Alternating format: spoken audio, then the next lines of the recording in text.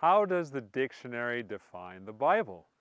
Merriam-Webster Dictionary online says that the Bible is the collection of sacred scriptures of Christians comprising the Old and the New Testament. The Bible is divided by the life, death, and resurrection of Jesus Christ into the Old and New Testament.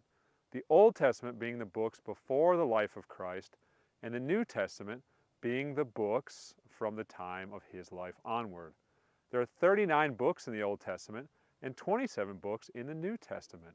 The first books of the Bible were written by Moses approximately 3,500 years ago, or about 1500 BC.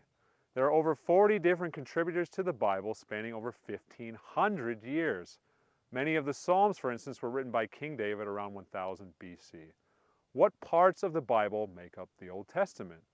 Luke 24, verse 44 tells us, "And he said unto them, These are the words which I spake unto you, while I was yet with you, that all things must be fulfilled, which were written in the law of Moses, and in the prophets, and in the Psalms concerning me."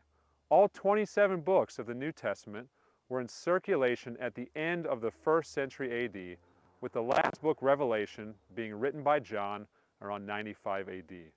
Divided into the gospel accounts, they're acts of spreading the gospel, epistles or letters, and prophecy or revelation. What names does the Bible give to itself? Isaiah 34:16 says the following, "Search the book of the Lord and see what he will do. Not one of these birds and animals will be missing, and none will lack a mate, for the Lord has promised this. His Spirit will make it all come true." And in Luke 24:27, "Then Jesus took them through the writings of Moses and all the prophets, explaining from all the scriptures the things concerning himself." And in Romans 3:2 we read, "Much every way chiefly, because that unto them were committed the oracles of God." And in 2 Timothy 2:15 it says, "Study to show thyself approved unto God, a workman that needeth not to be ashamed, rightly dividing the word of truth."